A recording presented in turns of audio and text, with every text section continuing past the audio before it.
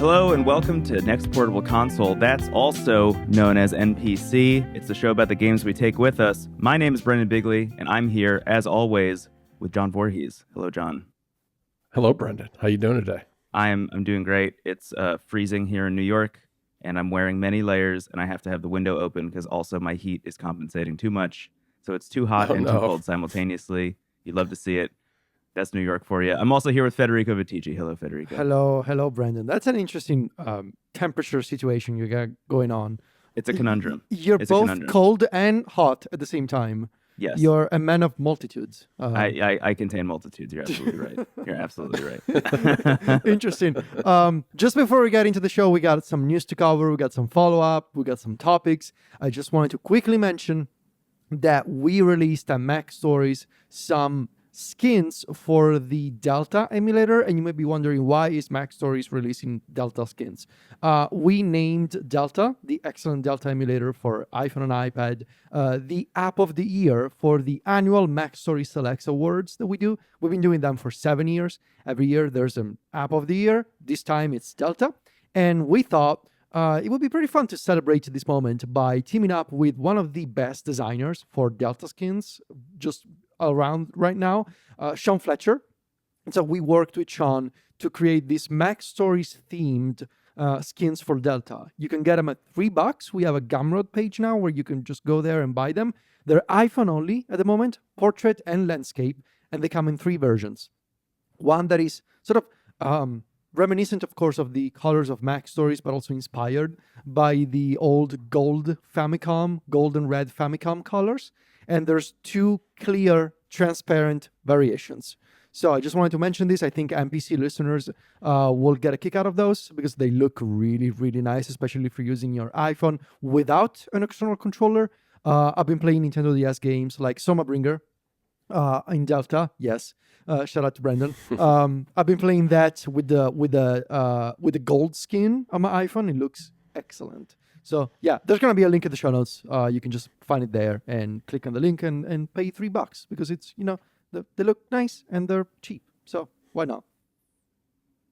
They're beautiful. They're beautiful skins. I've been playing Dragon Quest VI on there on my commutes a little bit when I'm not using another handheld that we'll be talking about later. But they're beautiful, beautiful skins. Okay. Now, I see some follow-up, John. Am I seeing this follow-up correctly? We're talking about Jason Snell in follow-up? We are. We are. We're talking about the Upgrade friend of podcast. The show. Okay. Yes. On Relay FM, they have a subscription version, Upgrade Plus, and during their Pro segment, Jason was talking about some hardware that he bought recently. A couple of different things. One of them was a Miyoo Mini Plus that was based, and his choice was based on none other than Brendon's article, where you have this article called "The 2 Best Entry-Level Handhelds Are on Sale," which was a couple of weeks ago. There were pretty deep discounts on both the Miyoo Mini Plus and on the Anbernic RG35XX SP. And Jason decided between those two, he preferred the vertical, the vertical form factor, and he's now doing his own emulation thing. So I thought that was kind of nice. Nice to see someone joining the crowd in the retro handheld space. Welcome, Jason. I'm so sorry for what's going to happen later in this episode. I'm just going to apologize in advance. So many things have changed in the 1 month since writing that. We are now preemptively apologizing for what's going to happen. There are multiple things are going to be upsetting, I think. Yeah. Welcome to our world, Jason. This is like every month it changes. Yeah.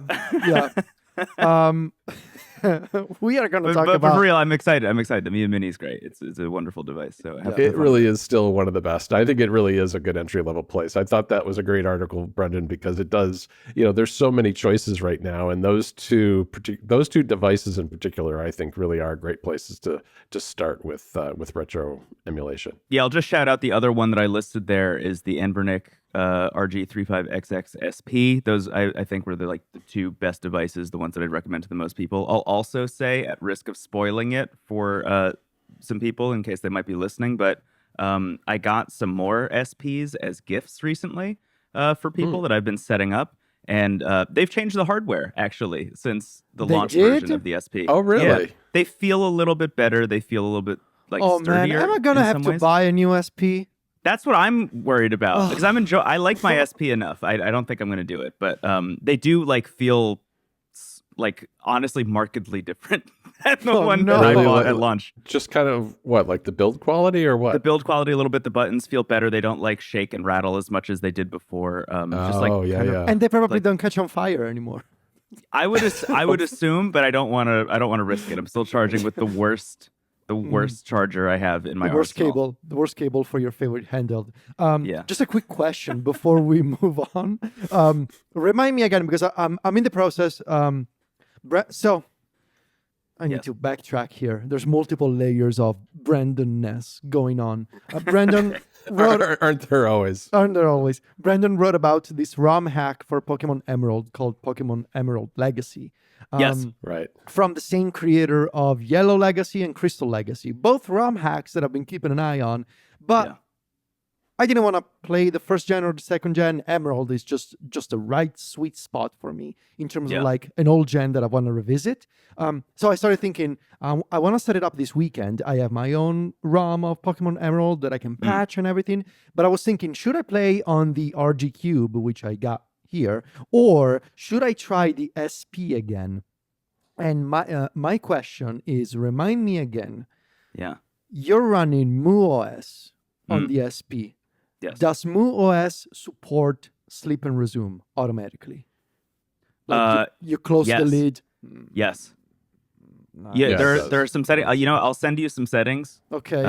But there are a couple settings where if you turn them on, when you close the lid, it'll sleep for like 3 seconds, automatically save, shut the game down, and when you open it up, it'll jump right back into the game where that save left off. And can that sort of hibernation state last for days even? No, it'll turn itself off, so it'll automatically save and then turn the console off to preserve battery. Because Android devices like this are generally, Linux-based devices like this are generally pretty bad at like sleep. Technically. So to get around that, they just kind of like leave it on for a couple seconds. You can actually leave it on for like 5 to 10 minutes if you want to. But I think the lowest one is like 1 second or 3 seconds. So it'll just like kind of hang out for a couple seconds, automatically save, close, and then you're good to go.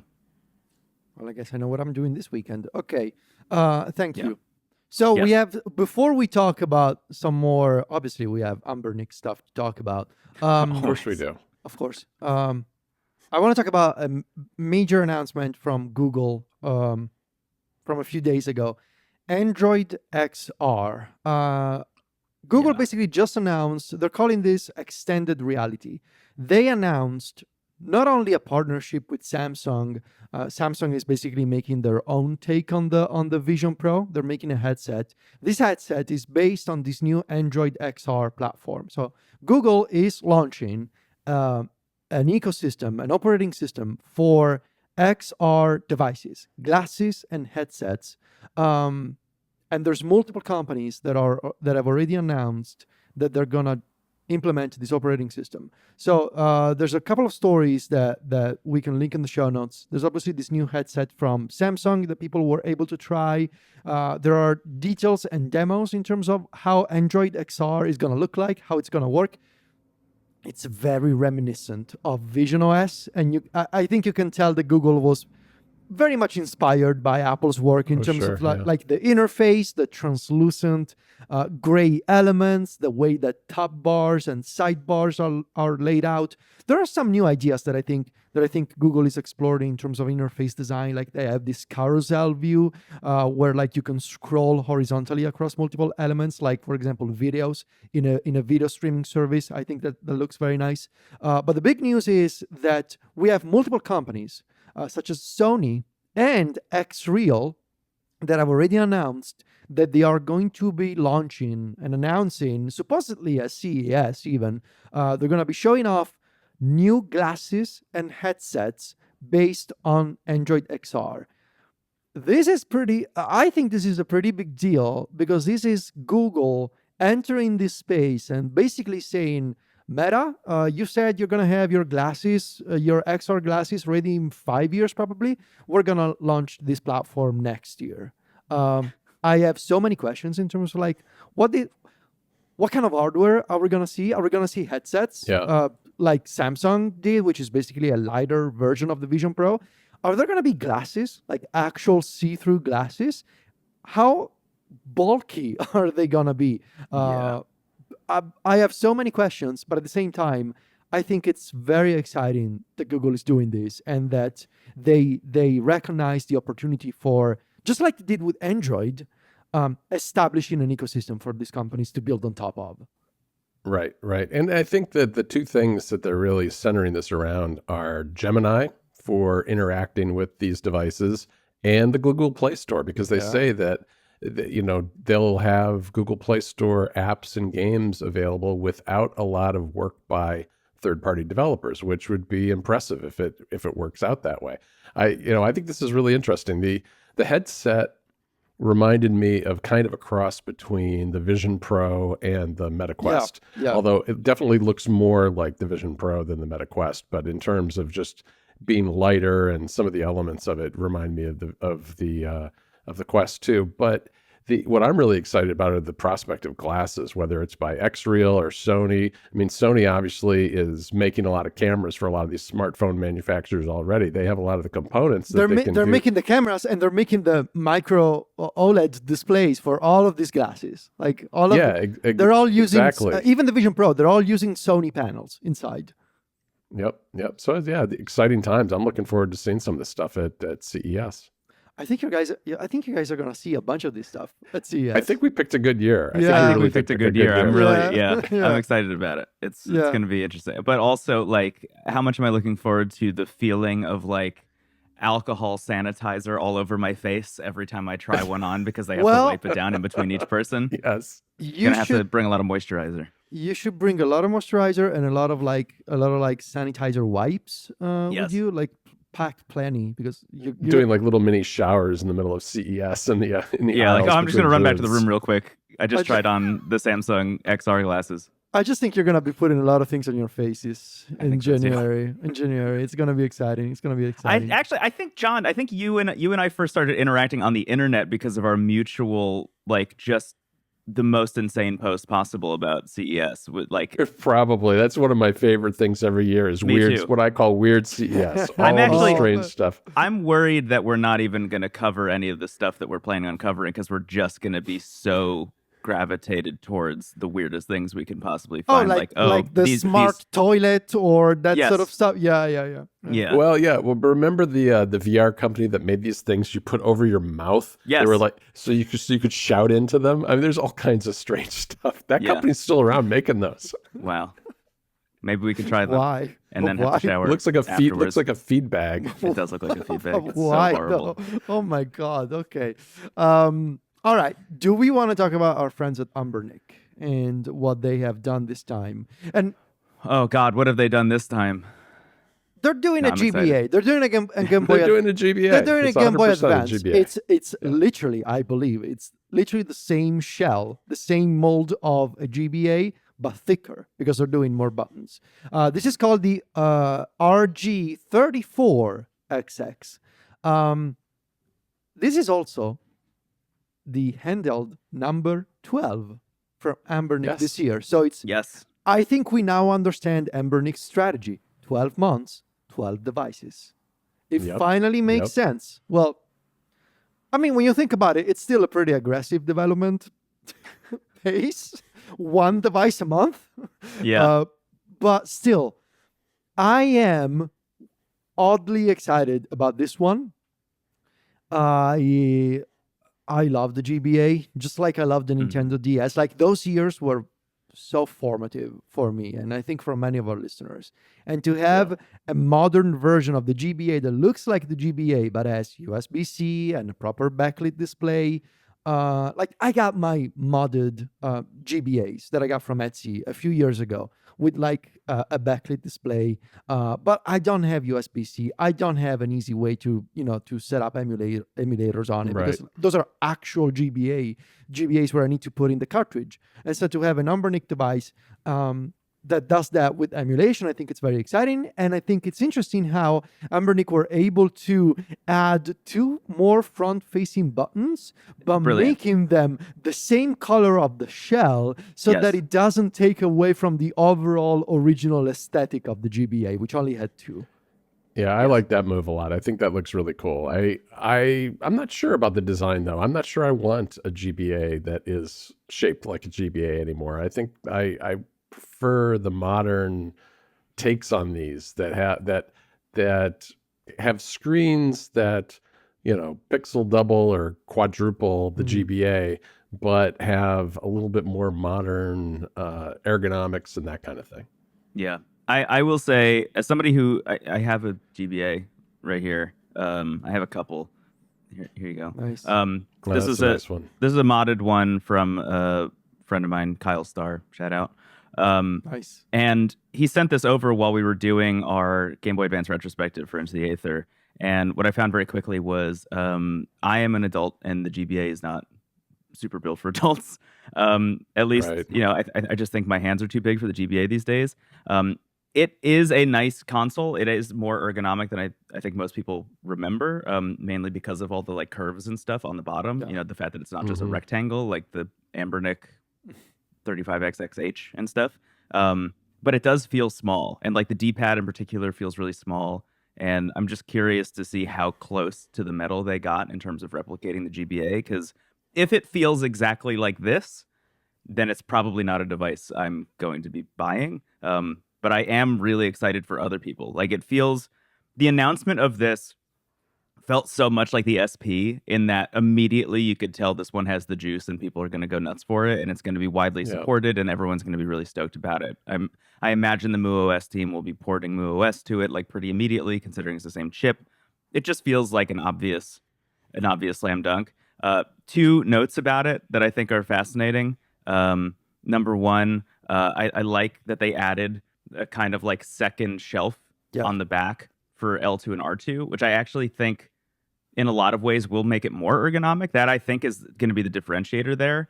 And also, and this is more of a question, what do you think they're going to do next? Do you think that they're going to just continue going down the line of other famous handhelds? My theory is that 2025 is the year of... Now we've seen the GBAs, okay? Yeah.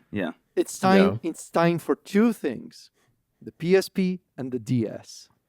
Dude, yeah, I think I could see the PSP, but what about the DS? Is going to be hard, I think, for a lot of these companies. It's gonna be hard, but it's obviously the next frontier, right? I mean, it is. Yeah, it definitely is. Who tried it? Who tried it before? Retroid Flip. We got the Retro Flip and A&E probably doing them. And yeah. The Retroid Pocket Flip had one screen, right? So it was a DS with one screen only on the top. And Ioneo did make that one. I forget what it was called, right. But it was huge. It was a huge device. It was huge, and it wasn't really successful and super expensive. Yeah. I think honestly the best move, if I were Anbernic, hello Anbernic, if you're listening, I wouldn't replicate the Nintendo DS. I would replicate the 2DS first and see if you can get that working, because the 2DS famously was one screen that had a piece of plastic that kind of divided the top and bottom halves.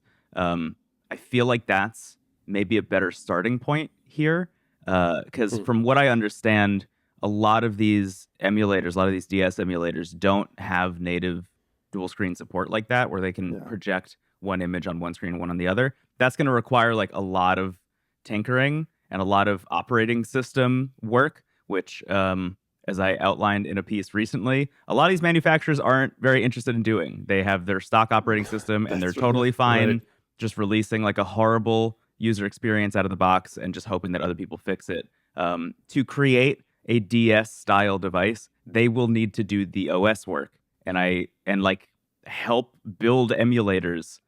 And I can't imagine them doing that. So I feel like the 2DS design is their best way of kind of cheating that in some ways.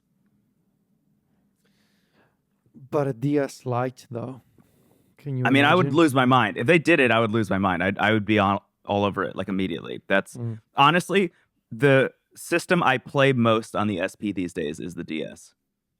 weirdly.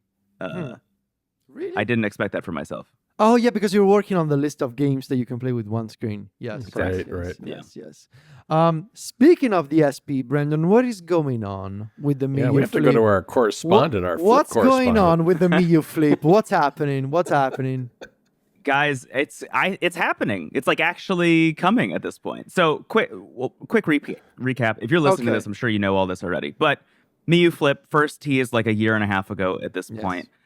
Sporadically, an account that is maybe tangentially but not actually related to Miyoo Official, called Miyoo Official, keeps posting. It's coming any minute now. It's coming at the end of this month, et cetera, et cetera. Just like building up hype for it. Very much a boy who cries wolf situation with the Miyoo Flip. Until it was like last month, maybe 2 or 3 episodes ago, we got product images on their website. We started seeing images of it next to Anbernic's SP, next to the original Game Boy Advance SP. We saw images of the packaging. What is the case that's going to come in? What's the box that's going to come in? Those are the kinds of things that I would assume. I don't make these devices, but I would assume you don't really put together until you know exactly what the dimensions of the device are going to be, and can Right. therefore start to build the cases and stuff. It felt to me like it was time and it was coming soon. What I didn't expect was maybe they're trying to rush it out by the end of the year. Like maybe it's going to get announced any minute now, even by the time this episode's out, is kind of where I'm headed. Because the Miyoo Flip has now been sent out to a bunch of people. The developers of Onion OS, thank God, have them in hand already, pre-launch, which is nice. The idea of Onion OS on the Miyoo Flip is like kind of the dream for a lot of people. It's something I've been writing about on Wavelengths for like about a year at this point. Right. The developers of Moo OS also have one in hand and have been testing and excited about the idea of getting it on there. The developer of Spruce also. So Miyoo has kind of seeded it out to all of these OS developers, which I think is a smart move. I hope they're getting paid in some respect. I imagine not. But I think it's a really smart decision because when comparing the SP to the Miyoo Flip, even before holding the Flip, I think the thing that's going to really be the game changer is probably the operating system. Like if Onion OS runs on that thing, it is immediately a competitor to the SP. And something that we've talked about on the show in the past, and something I still feel very strongly, is even though the SP has the like first mover advantage technically, and a lot of people really like it, I really like mine. I'm really excited about it. When I think of Miyoo, specifically the Mini and the Mini Plus, those are consoles that have really long shelf life. They stick around for a long time. Yeah. I mean, we just opened the show. I still recommend it to most people if they're trying to get into this scene. Like the Miyoo Mini Plus is, I think, one of the best devices you can own right now. And I could see that same kind of life cycle happening with the Miyoo Flip long term, as long as the hardware works. As long as the hinge is fine and it doesn't fall apart, et cetera, et cetera. And that leads to the last bit, which is some reviewers already have the Miyoo Flip. And I think it's a little dubious to say that these people are reviewing the Miyoo Flip. I want to put anyone too on blast, but like it's really early. They've had it for like maybe a day or 2 days by the time these reviews are coming out because it's YouTube and they're trying to get it out as early as possible. So you can watch these people unboxing the Miyoo Flip and then immediately reviewing it. It's like, I don't know. I think you need to carry it around with you for a little while. But Yeah. the 2 reviews that I saw kind of had the same notes, which I thought was interesting, which is, first of all, the sticks, which I'm a little iffy on in the first place. They do feel too low, it seems like, when you're playing games with sticks, which is a little bit of a bummer, but they do have L3 and R3, which is going to be really nice for like hotkeys and also compatibility. And also, the hinge design is notably very different. So the SP, for example, has almost the exact same hinge design as the original Game Boy Advance SP. Yeah.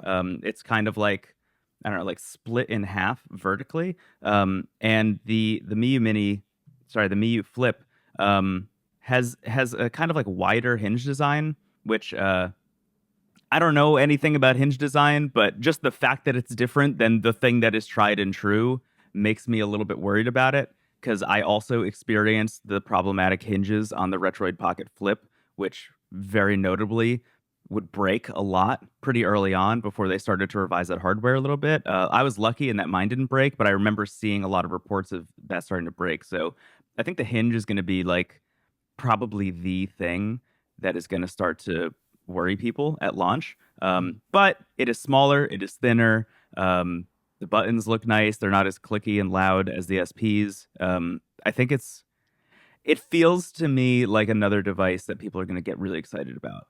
And I think the head-to-head of this and the Anbernic SP is going to be really interesting, which is probably why it's good that Anbernic releases 12 devices a year. So, they could just move on to whatever the next thing is when the Miyoo Flip starts to outsell the SP or something. But I think it's coming soon. I'm thinking that it's going to launch before the year's out. That seems to be where they're going for. Yeah, they're probably shooting for Chinese New Year now more than they are for like the Christmas season in the West, just because it's like, well, I mean, we're as we record this, we're like, a week and a half away from Christmas. Yeah, so you basically have another week. But also, I mean, look at what Anbernic just did, right? They announced and then are launching their Game Boy Advance clone, within like 4 days. They announced it. And it comes out on the 16th. Yeah, they did it in like a week. So it is reviewers possible. have them in hand already. Like it's happening. It's happening real fast. And if Miyoo has really been sitting on this thing for as long as we think they have, it's possible that any day now they could just be like, all right, here it goes. Yeah. Moving on, I just wanted to mention before we talk about we have some Nintendo Switch 2 rumors that we need to talk about, and Brendon has a new handheld, and also I have some updates. Just one final thing from our news recap that I wanted to mention: we have a full-on leak for the Lenovo Legion Go S. Yes, this is the more affordable option of the Legion Go that we mentioned multiple times on the show. We now have full render from all sides. This is pretty much what we expected when we first saw that blurry photo a couple of months ago. It's a Legion Go that sort of does away with all the things that made the Legion Go unique. So it doesn't have it doesn't have detachable controllers. It's more similar to like any other PC handheld you've seen. So the controllers are attached. Doesn't have the touchpad. Instead, it comes with a little nub, with a little mouse nub on the does it have it on the right side? I think it's on the right it's on the right side. Yeah, on the right side. It's a very Lenovo thing, because obviously Lenovo bought the ThinkPad from IBM years ago, and that's where that nub concept came from. We still need to see about the CPU and like spec-wise and price-wise. This is most likely going to be a CES announcement. I am intrigued by the ergonomic design of the sides of the Legion Go S. It seems, judging from the photos, that they're taking a page from the Steam Deck, where the controllers are very rounded, and the main body of the device, like when you. One of the things that are unique about the Steam Deck, and that not so many handhelds replicated, was if you place your Steam Deck down on a flat surface, like on your desk, there's a pretty wide gap, underneath the main body of the console, and that's what allows the Steam Deck to distribute the weight equally, so that it's still a huge handheld, but it's so much more comfortable than smaller handhelds that, however, have a different weight distribution. It seems to me as if Lenovo is doing a similar thing with the Legion Go S, so I'm intrigued. We'll see. I think you guys are gonna play with this one in January at CES. I think so too. I think there's no world in which I don't buy this. Like, it's just being completely honest. I think this thing is like, as soon as it's announced, I'm gonna pre-order it. I liked my time with the Legion Go, and I remember in that episode, in that conversation about it, just saying, or at least thinking, if they release a version of this that doesn't have detachable controllers and is smaller, I will buy it. And that's this is where I was gonna go, because I've been thinking about this and I realized if this is smaller, cheaper, more comfortable to hold, and still comes with 2 USB 4 ports and a good screen I mean, the screen seems pretty huge. So if it comes with that, I may think about it, because like, I have my eGPU, and now it's not being used because it's Christmas, and we put the tree in front of the cabinet where the eGPU cabinet. Melt your Christmas the tree. The eGPU cabinet eGPU. is not accessible right now. It cannot be opened because there's a Christmas tree in front of it. So I am not using my eGPU at the moment, but we'll see. It's a pretty good. It could be a pretty good compromise between if you don't want to use an external graphics card, you're just gonna use the Legion Go S. You're gonna get better performance than a Steam Deck. It's gonna run Windows, and it's lighter, cheaper, and comfortable.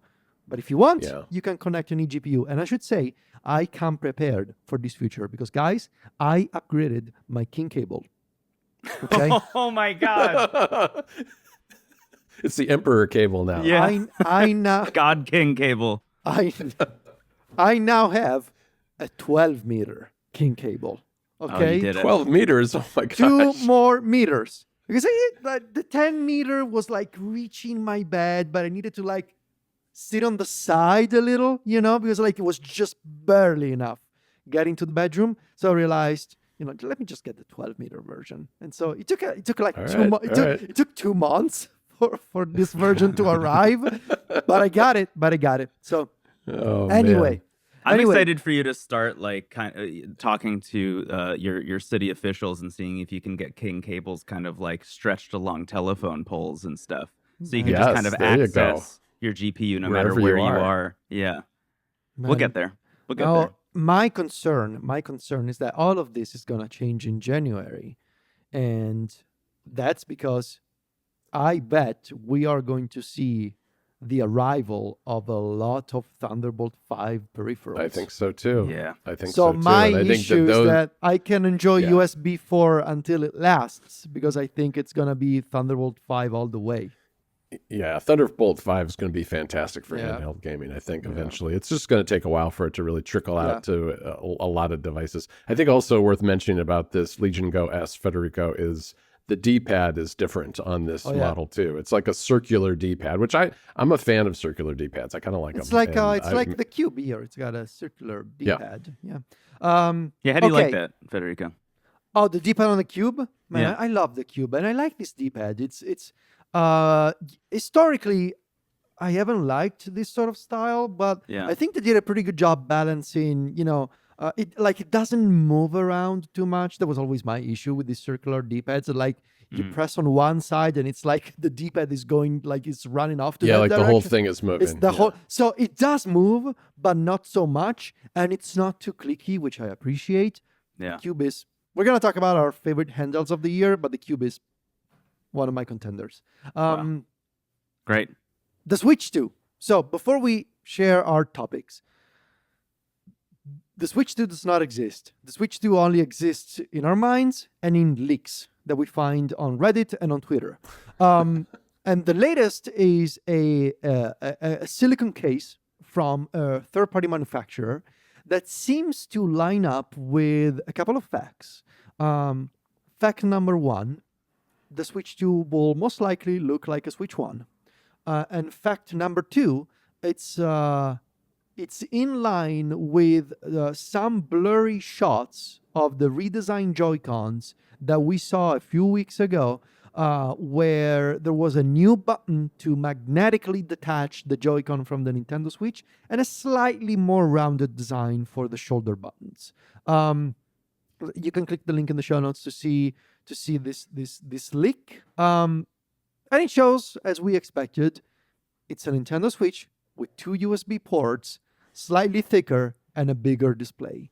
And this sort of prompted me to come up with this question that I wanted to ask you both. Is this it? Like, how do we feel about the idea that potentially this could be it in terms of we are expecting historically we expect Nintendo to always come up with like a new gimmick or like a new something, and like with the Switch it was obviously the whole thing.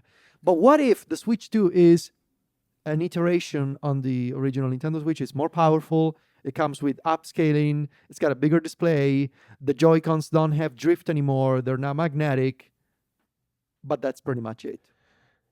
Yeah, I've been thinking about this a lot ever since you posed this question, and the gadget nerd in me wants something different. I want a new gimmick. I want a new form factor in some way. But on the other hand, when you look at it from a practical standpoint, the Switch isn't unlike a mobile phone in that once you get to that perfect rectangle, there's very little new stuff you can do for it.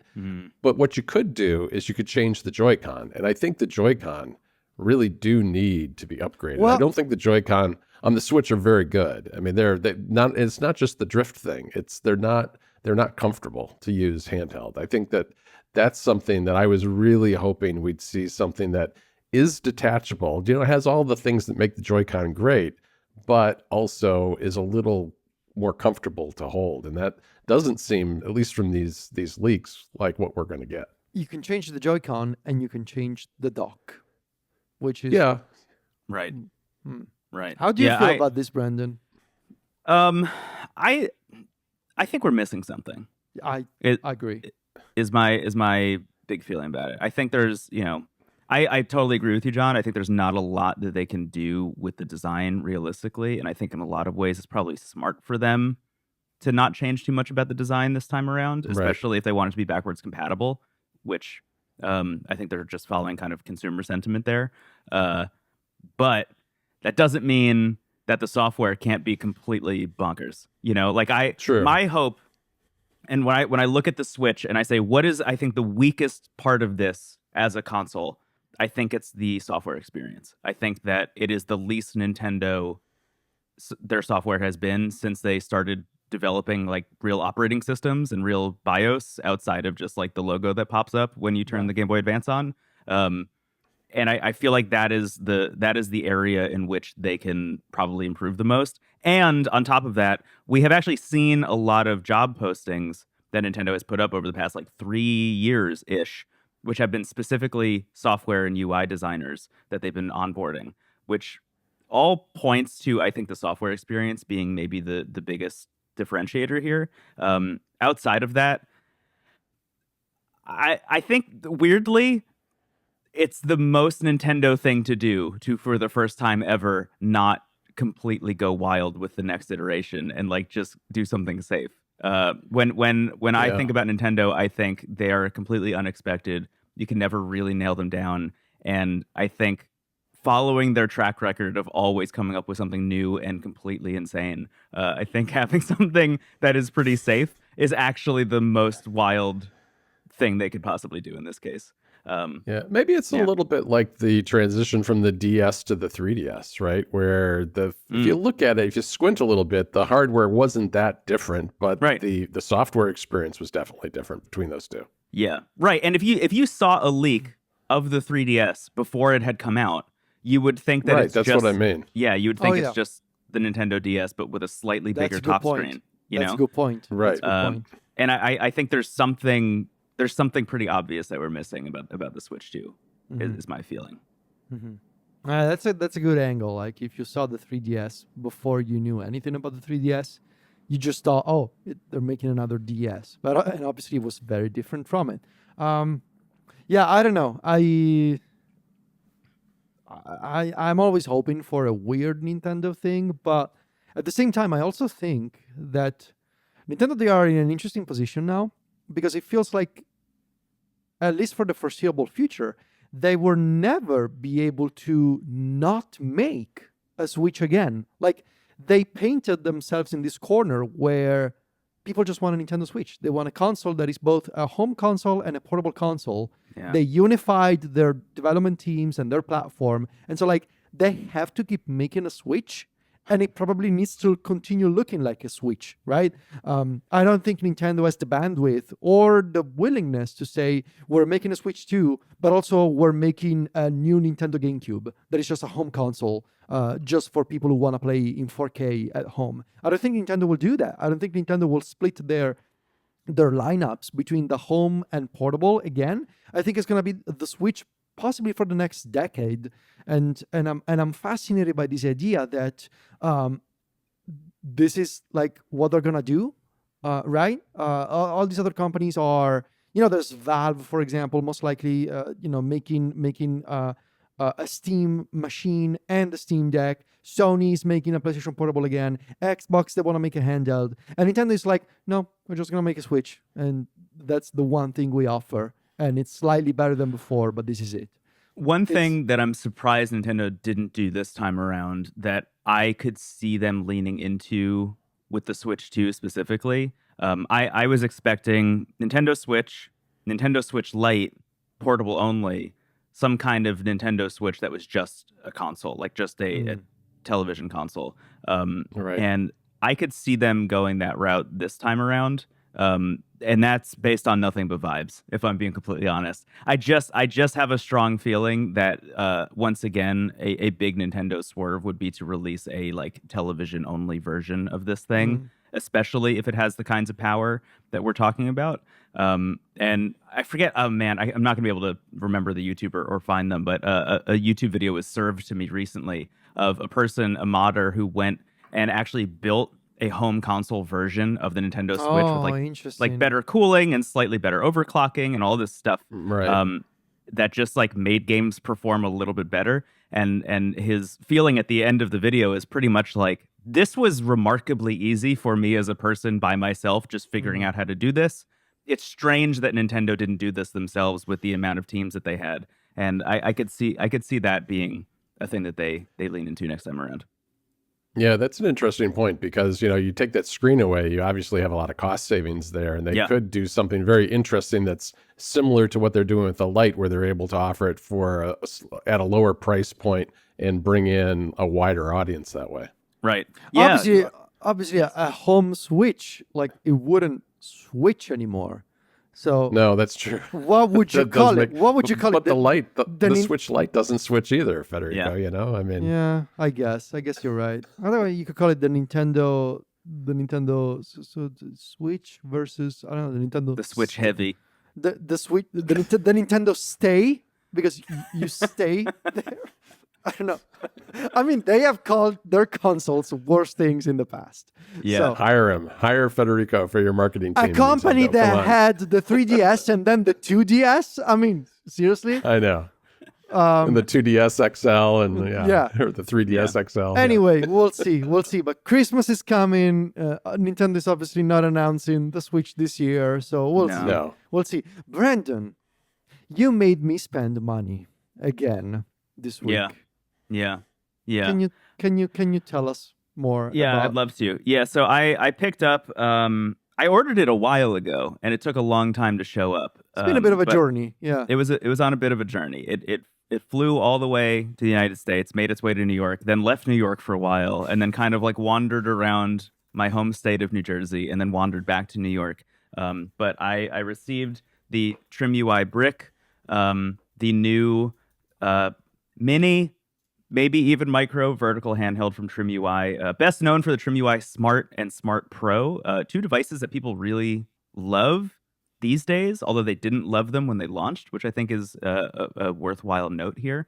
Going back to my feelings about all of these manufacturers and their operating systems, both the TrimUI Smart and Smart Pro launched with OS experiences that people didn't really love until some people made custom firmware that kind of like saved the devices, quote unquote. Right. The TrimUI Brick is a handheld that is almost exactly the same size as the Miyoo Mini Plus. I'll hold them both up for those of you watching on video so you can see with a beautiful reflection of the sky in the background. That looks nice. But if I line them up, they're like almost exactly the same size. Yeah, the TrimUI Brick is a little bit thinner, but a little bit taller than the Miyoo Mini Plus. But the biggest difference, and the thing that I'll probably talk about the most, is the way the back of the device is designed. So the Miyoo Mini Plus has these kind of like angled, sloped shoulder buttons that I think exist purely to make it easier to slide into your pocket. Whereas the TrimUI Brick has this aluminum backplate. So it's made of metal. It's heavy, hence the name. But has these like kind of like big clicky shoulder buttons that kind of jut out from the device. And I'll just say right off the bat, as somebody who loved the Miyoo Mini Plus, and again was the device that I recommended to most people right out of the gate. I love the TrimUI Brick. The feeling of it, everything about it is so interesting. It has an amazing, super bright screen. The buttons feel great. The operating system out of the box, once again, I didn't love, but I replaced it with MinUI, which removes a lot of features. It removes Bluetooth and Wi-Fi and like the ability to play a bunch of different consoles. But when you have MinUI on this device, it just feels like a mini version of the Analog Pocket. And that is like kind of the dream for me with a vertical device. As someone who doesn't even really love vertical devices that much, I feel like the SP and the Miyoo Mini Plus are kind of outliers in that sense for me. I generally trend towards horizontal if I can. It's why the Anbernic 28XX was like one of my favorite devices of the year, despite being one that a lot of people don't really love that much, because I'm just playing Game Boy and Game Boy Color and Game Boy Advance on it, and usually Game Boy Advance games that don't even need the shoulder buttons. That thing being able to slip into and out of my pocket just made it kind of like a constant companion for a while. But there's something about the TrimUI Brick that is like exhilarating to use, especially with MinUI. And Russ over at Retro Gamecore posted a video about this, specifically about MinUI on the TrimUI Brick. And I agree wholeheartedly that it feels like MinUI was made for this thing.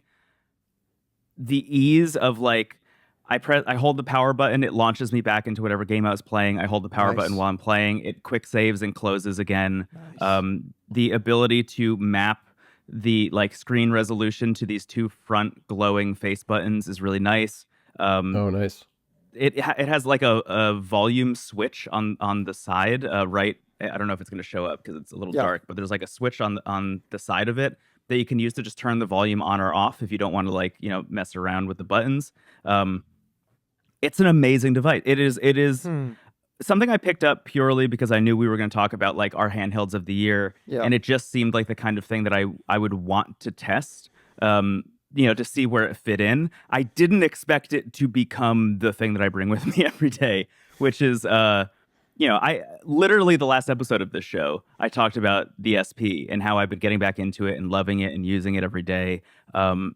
But like immediately this thing just kind of usurped it. Like it is now the thing that is in my pocket at all times. So this is pocketable for you. It's pocketable. Yeah, more pocketable than the SP even. Okay, like, Interesting. Yeah, it's thinner, isn't it? I mean, it's not as deep. It's interesting because, like, on one hand, it is almost the exact same. Actually, no, it is a lot thinner than the SP. Yeah. Folded up, the SP, I think in terms of like height is obviously smaller. Yeah. Right. But the side of it, it's chunky. It's a chunky guy. Yeah. This thing just fits in even honestly, like I don't wear my like tighter jeans that often. I'm usually wearing like kind of bigger, flowier pants, but even if I'm wearing my jeans, this fits in like with no problem. Interesting. Well, that's good. It has become, I think, one of my favorite devices of the year, if not my favorite. I'm gonna need to think about it a lot before we do handheld of the year, but I love this thing. It's also worth mentioning, I got it in black. It comes in white, and as of I think this week, the week this episode comes out, also in red and purple, which is cool. I got one in white. I'm waiting for. You got one in white, yeah. Obviously. I did get I showed this to one of my coworkers. Shout out CJ if you're watching this. I showed this to one of my coworkers, and he texted me literally at 1:30 in the morning last night with a screenshot of him ordering one as well in white. So this is $60. Yes, more or less. We never talked about TrimUI before.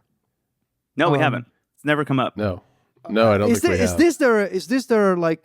My understanding is that it seems like this is their hit device right now. I think the TrimUI Smart Pro. The Smart Pro I've seen mentioned before. Yeah, it's basically like their PSP, I would say. The big problem being that it is a little bit underpowered to run PSP as well as you would need it to. I think if they release some kind of like TrimUI Smart Pro Plus or whatever they decide to call it, and anything with that form factor with those buttons that is a little more powerful and can become can become a PSP basically is going to be a really big deal. And honestly, we haven't really talked about this that much, but I feel like that's kind of the next frontier for devices in general. Like when I'm thinking about what's going to happen in 2025, my feeling is that we're going to start to get into the realm where PSP is no longer the top tier of what the budget side of Linux devices are capable of. Right. But I think like as we're going out with things like Anbernic's GBA and the TrimUI Smart or the TrimUI Brick, I think we're getting to a place where it's like these devices are almost perfected to me, and the next frontier is right around the corner. That makes sense to me. Yeah, Um, there's something about the design of the brick that to me is just very elegant. I mean, it's it got is. really nice, clean lines. It really does remind me a lot of the Pocket in that way, Yeah, especially with, some of the color accents with the black one. Yeah. I actually ordered a white one, Brendan. I Nice. finally gave in Nice. last night. Yeah, after reading your story Nice. and seeing some stuff online. Yeah. Just Yeah. Can I be honest though? One thing about this is that I remember when they announced it, I saw a lot of people praising it for its design and the elegance of the design. And I'm a person who, I'm a designer first before everything else. I was a graphic designer as a career before I got into anything else that I do. I feel very strongly about design. There are some things about this that in the photos really turned me off from it, like visually, like the TrimUI logo in the middle of the D-pad. Some of the ways in which they like have snuck the TrimUI logo. I don't even know if it's going to show up on camera, but like they snuck it into the kind of ridges of the back and stuff. Oh, really? And even the way the RGB looks all felt to me like a little like they almost got there. And if they just removed a couple more elements, like so much of good design is about removing superfluous stuff. Right. And I gotta say, when you look at it in real life, it is a completely different feeling. Like I have never in my life with one of these devices had such a huge 180 from looking at the photos to then holding one in my hand, where now every time I look at it, I'm like, this is one of the most beautiful handhelds I've ever used. But when I saw the photos, I was like, nah, that thing is not for me. But I was kind of trying it out of obligation. So, I mean, rave reviews for this thing, honestly. Nice. I think you both are going to be really surprised by I it. think Specifically so. the screen. When you're looking at this, even next to the SP or the Miyoo Mini, like the screen is unreal. It's so Man, beautiful. I can't wait. Just Interesting. a couple more questions for you. Yeah, hit me. What platforms does MIUI support? Yeah, out of the box. GBA, Super Nintendo, Game Boy. Yeah, I can turn it on. So I'm holding the power button. We'll just see how long it takes to boot up. So here's the TrimUI logo. For those of you not watching, I'll narrate everything. That looks very TrimUI nice. logo. The lights are turning on to show that's turning on, and we're gonna. Okay, here we go. There you are. There you yeah. go. So Game Boy, Game Boy Advance, Game Boy Color, NES, Sega Genesis, PlayStation, and Super PlayStation. Nintendo. Yeah. Interesting. PlayStation. I've been trying and failing for like a week and a half to get Nintendo DS running on this thing, so it Oh, can yeah, I fully can- replace my SP. I but- can play Final Fantasy. Interesting. I can play Final Fantasy Tactics on that thing. Yeah, man. Oh, okay. It is not difficult to get some other platforms running on MIUI. It's worth mentioning. In fact, yeah. second question: Yeah. Can you run Portmaster on it? So Portmaster works on the TrimUI software out of the Okay. box, and it's actually one of the problematic things about the brick is that it comes with like Celeste and Balatro like Oh, no. preloaded on there. Oh, no. Not great. Oh, No. Don't love that. yeah. One of the reasons I was like more than happy to just kind of wipe it entirely and Yeah. just throw MIUI on here. But I know that there is there's a great custom firmware called CrossMix that people love on the TrimUI Smart and Smart Pro. That basically is just like a much nicer version of the TrimUI stock operating system. That will have things like Portmaster, and they are working on getting it running on the brick. I think it's more just like a screen ratio difference that they're sorting out right now, because it's all the same internals as both of those other devices. But yeah, Got it. Well, we're waiting for ours. excited. John. Me too. Me too. I am excited. We honestly, when you guys both get them and we come back and we do the show again, we should. I want to hear your experiences with it, Okay. because I don't think that my experience is solitary. I don't think I'm the only one who feels this way about it, but I'd be curious to get both of your takes on it, especially knowing like. John, I know you in particular are more partial to vertical handhelds generally, right? Yep. Yeah, definitely. Yeah. Yeah. So I'm curious about your take, and Federico, I know you're madly in love with the RG Cube again, so I want to hear your Yes. take about it too. Yes, See if anything okay. pulls you away Will from do. that thing. We'll do. Hopefully, it gets here soon. There was the Yeah. expedited shipping option on AliExpress Italy, so we'll see. I have a couple of updates to share, but before we do that, I believe we have a sponsor to thank for this episode. We do have a sponsor. I'm so excited to say that this week's episode of NPC is brought to you by Pika, by Good Enough.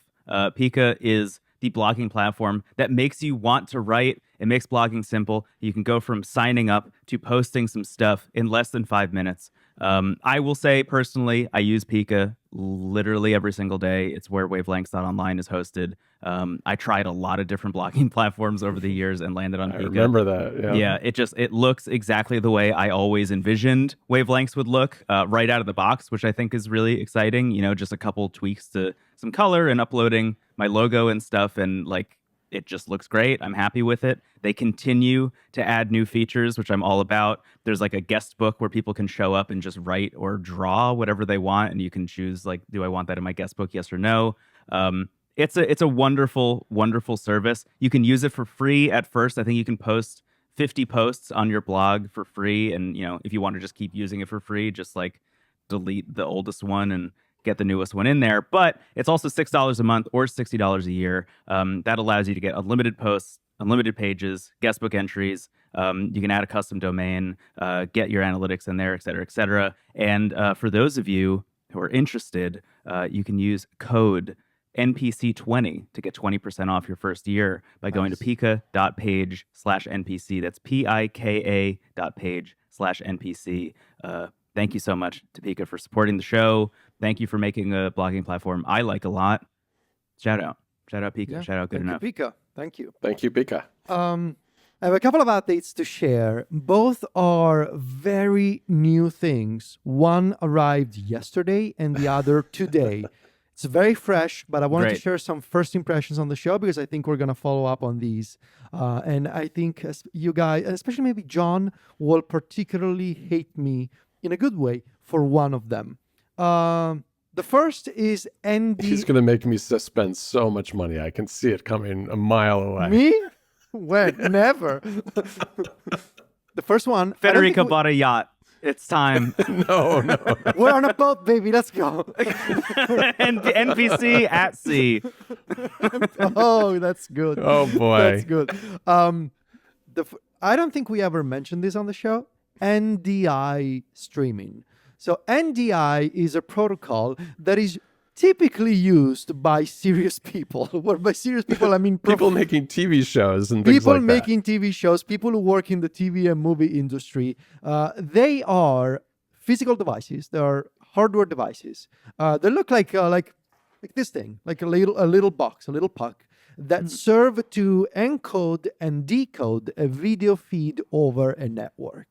Over the past couple of years, these devices have been repurposed as a way to stream your gaming PC or your video game console on a network with better quality and less latency than a standard remote play or whatever is called on Xbox or Moonlight and those sort of things. You're getting much better picture quality because there's little to no compression, and you're getting you can easily stream 4K to an iPad or to another Mac or to an iPhone, and there are a bunch of NDI clients that you can get on the App Store. For the past year at this point, I've been using the KiloView N40. This is this little thing here. As you can see, it's got HDMI in and HDMI out in the back. I've been using this with my PS5 to stream games to the Vision Pro. Now, the Vision Pro has a bunch of issues when it comes to Wi-Fi performance. I believe we had an article on MacStories where we talk about all the different solutions for the Vision Pro. But lately, I wanted to try. I want to finish during my Christmas break. I want to finish Astrobot and I want to finish Final Fantasy VII Rebirth because I said I would do it and I want to do it. So I want to play with my PS5 again. And I don't want to be in my office by myself at night playing at my desk. I want to stream those games. And I want to have better picture quality than remote play. So the N40 was doing fine, but it bummed me out so much that the colors were so washed out, both on the Vision Pro and on the iPad Pro, because the N40 does not support HDR. It can do 4K, but all the colors look so dull and so just washed out when you stream to an iPad Pro. So I treated myself to the upgraded version, which is the KiloView N60. Now, this is it's here, so I cannot show it on video. It's chunkier. It's got a fan. It's not powered by USB-C like the M40. It's powered by a DC cable. It's got a display. It's got a wheel in front that you can navigate to the display to show you your network status and everything. But thanks to firmware released by KiloView last year, you can now do 4K 60 HDR streaming with the PlayStation 5. And I am going to take this opportunity to share with you guys as we are recording this so you can see what I'm talking about. I am going to send you screenshots of Final Fantasy VII Rebirth streamed in 4K on my iPad Pro with HDR enabled. As you can see, it's pretty incredible. And you get wildly superior picture quality than remote play, no latency, and the only thing to keep in mind is that did you get the image? Yeah, I'm looking at them. I'm zoomed in all the way. Yeah, I'm pixel peeping. The thing to keep in mind with NDI streaming is that so a couple of things actually. I'm using an app both on the Vision Pro and on the iPad Pro. I'm using an app called Vixio. That's VXIO. Vixio is an NDI streaming client for the Vision Pro and iPad Pro. On the Vision Pro, there are issues with HDR streaming in Vision OS 2.2. So that seems to be a bug on Apple's part, but HDR streaming is perfect on the M4 iPad Pro. That's what I've been using to stream these games. And the second thing to keep in mind, when you are streaming via NDI over PlayStation Remote Play, you are using the controller connected to your console. The NDI client is just a viewer. It's just a screen, basically. Right. The controller is not connected to your iPad Pro. The controller is connected to the console. So you need to be within range of a console for the controller to still work. My PlayStation 5 is in the office. It's less than 10 meters away. So the DualSense has absolutely no problem establishing a connection to my PS5. That's good. And so I can just put the iPad on my lap and just stream in 4K HDR on my iPad Pro. I'm gonna. I was gonna say, do you have any sense for the data rates that this thing is throwing off? Because one of the things I know with the Vision Pro is that trying to do NDI on the Vision Pro is hard because it's got small antennas and it's only Wi-Fi 5. And is this sending you a lot more data? I than think so, the because old version? I mean, when you're sending 4K 60 HDR, you're sending a lot of data over the network. Yeah. So I recommend obviously the NDI encoder itself. It has to be plugged into Ethernet. So I would recommend plugging your PlayStation 5, your NDI device into Ethernet. And my iPad is on Wi-Fi. Wi-Fi 6E is fine.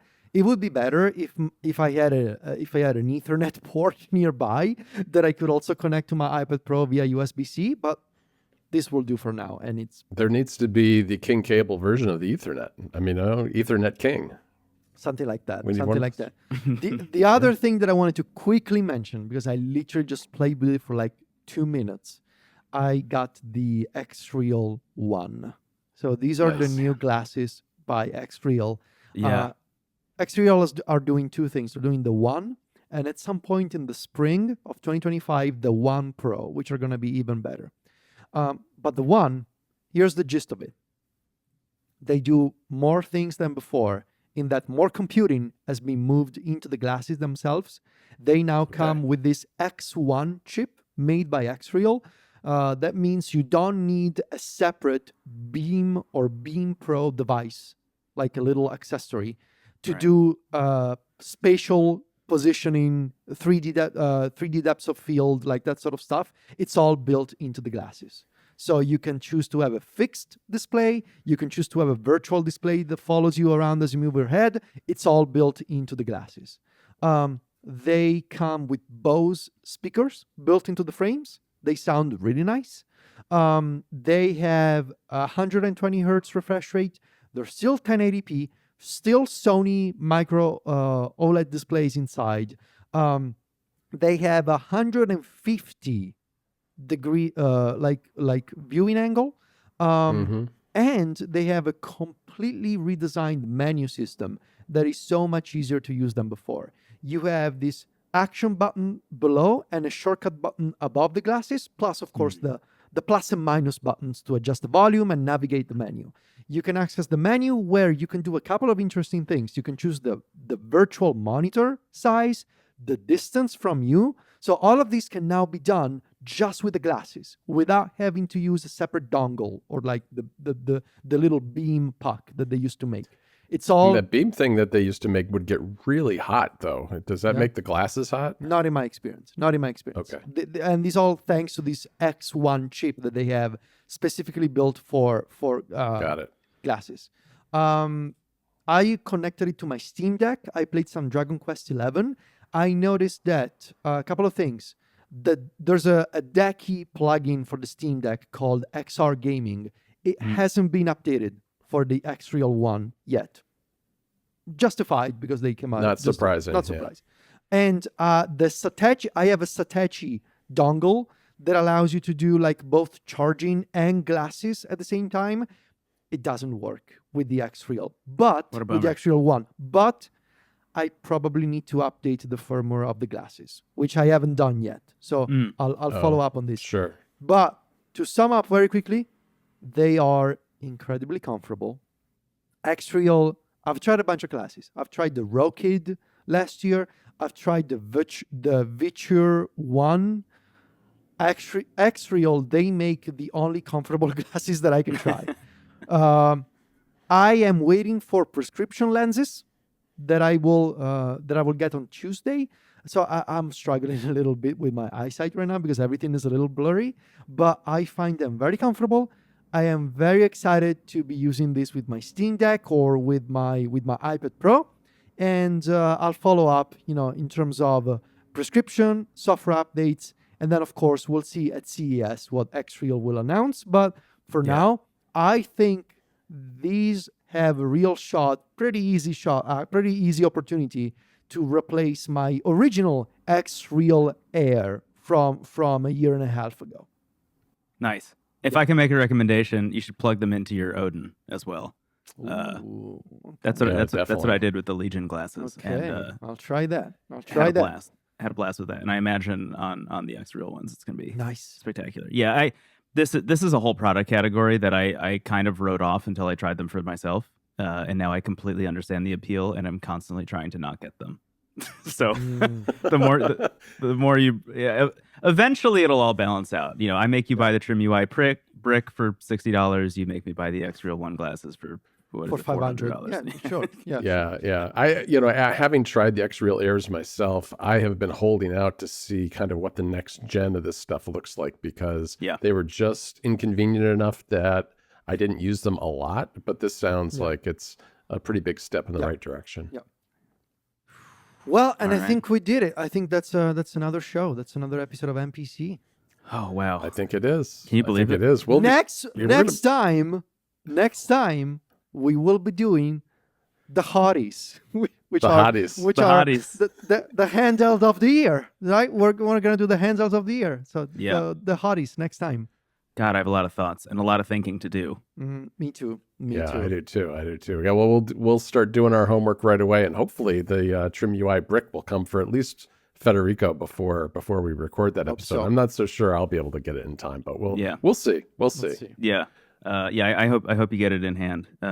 Between this and figuring out game of the year, got a lot of Odies to ponder. I'm pondering my Odies. Sure. Yeah, for the next couple of days. All right. Well. All right, everybody. You can find me and Federico over at MacStories.net and Brendon at wavelengths.online. We are all on the social media as well. We are on Mastodon, Threads, and Blue Sky. Look for Brendon at Brendon Bigley, Federico at Fetici, and me at John Voorhees. We'll talk to you guys in a couple of weeks. Bye-bye. Bye. Bye. Thanks for listening and watching.